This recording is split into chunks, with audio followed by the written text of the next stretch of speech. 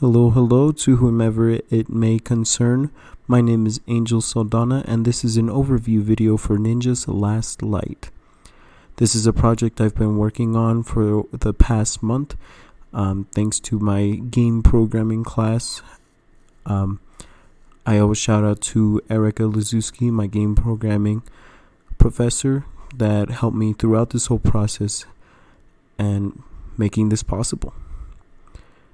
Now, for my game, I wanted to create a fun and fast idea.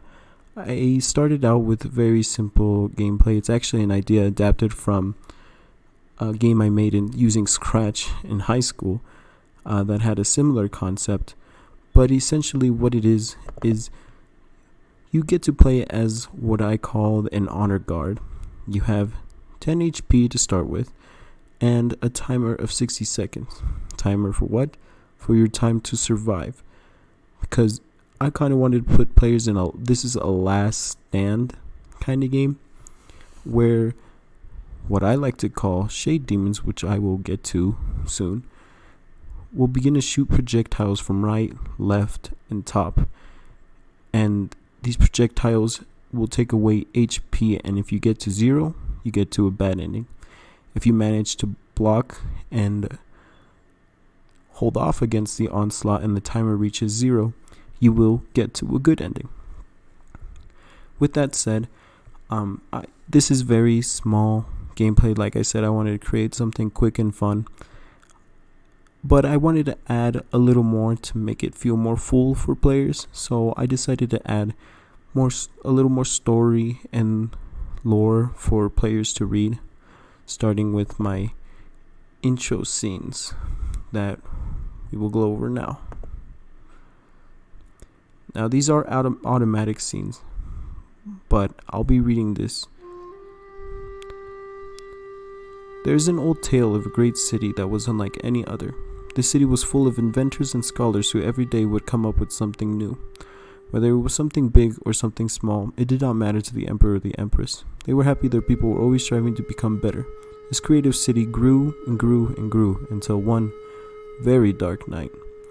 Suddenly, strong winds began to blow, lights faded into a cold black, and people began to disappear into a darkness that was consuming the whole city. The next day, the city was completely empty. Every person, every animal, everything, gone. Nothing but the walls and foundations of the buildings remained. To this day, no one really knows what happened that night, but legend goes that the city was attacked by what can only be described as shade demons. And here we have the title screen. Welcome to Ninja's Last Light. Most of the whole game and the concept was developed by me, Angel Saldana, but I did have help with a lot of the assets and the backgrounds and even music, and a lot of help especially from my mentioned professor Erica Lazuski, who provided vital support and answers to all my questions, many questions. And I also have an instructions pane here explaining a little more context. As a player, you will have the chance to relive a part of that night. These unknown entities caught the whole city by surprise, causing the emperor and empress to flee to safety. But they can't do it without help. Taking control of one of the emperor's honor guards, you must make an attempt to fend off invaders and buy your leaders enough time to be escorted safely. Surrounded, this is not a fight you're sure you're going to survive. And going back to the gameplay I described earlier, the controls are also very simple. All you have to do is press this corresponding key to the corresponding direction you want to block in, being left, right, and top. But the other cool knickknack I had mentioned earlier were something I call focus candies. Now, focus candies will also fly out of the demons as if they were projectiles, but if you don't block them and you let them actually hit you, they will replenish your health while you're trying to survive. With that being said, we're about to jump into the game. I kept in mind how difficult I wanted to make it, and also go with the music. So you'll see, as soon as the timer starts, as soon as the scene loads, projectiles will begin to fly in. The yellows are those focus candies I was talking about, and your honor guard will actually stay in this stance until you decide to unsheath the sword, and then you can begin to block. Now I'm already down at 4 HP, but this is to demonstrate that in case you do die, you will get the bad ending screen, which states, "How unfortunate. It seems you were overwhelmed by the darkness. The last thing you saw were the demons breaking into the Emperor quarters by smashing through the doors and windows. You hear shouts and cries for help, but they are quickly shouted by roaring whispers and snarls that fill your mind. It's over." But with that ending, it's up to the player. It's not over till it's over. You can quickly begin again, and this time I will actually try to win.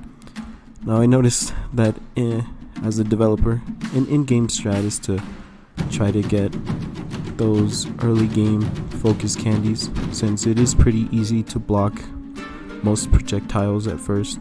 I'll be honest, it is down to a bit of luck.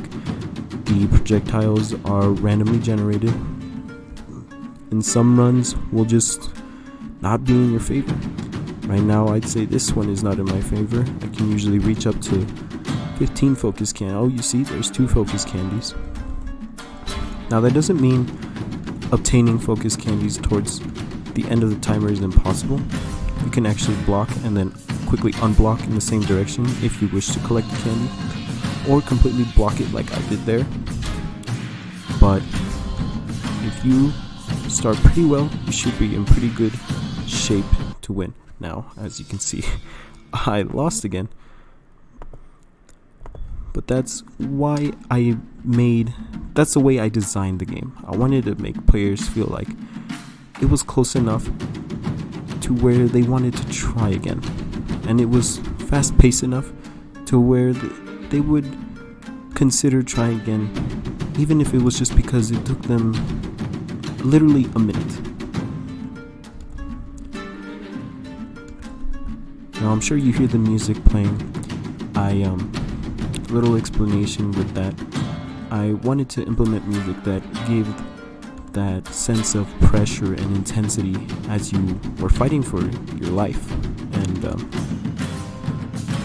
I decided to land on this music. If you pay attention towards the beginning of the timer, the projectiles will actually go fast and then slow and then fast again to match up with the music, but after the 30-second mark, everything is caught up to the same speed.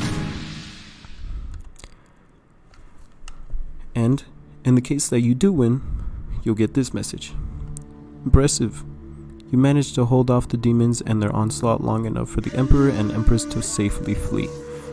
This, however, came at a cost.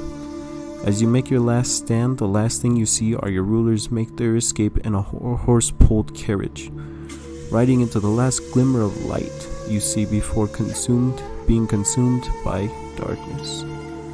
It's over. Now, with the music that's playing right now, I wanted to give the sense of, hey, you did it, but it's sad. It did cost your life, but it was for the better good.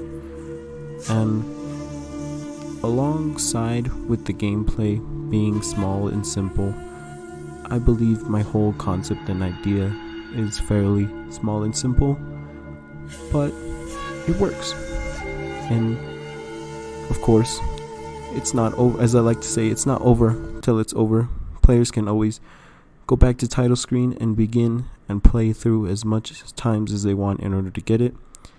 I had some playtesters that gave up on it after 5 tries, and some playtesters that thought it was too easy after the first try.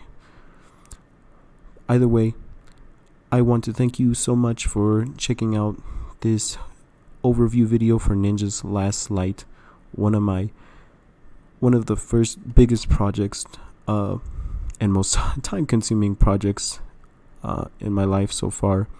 Thank you again to Erica Lizuski, my game programming professor, for the opportunity to develop, and for your patience to teach me the ways of Unity.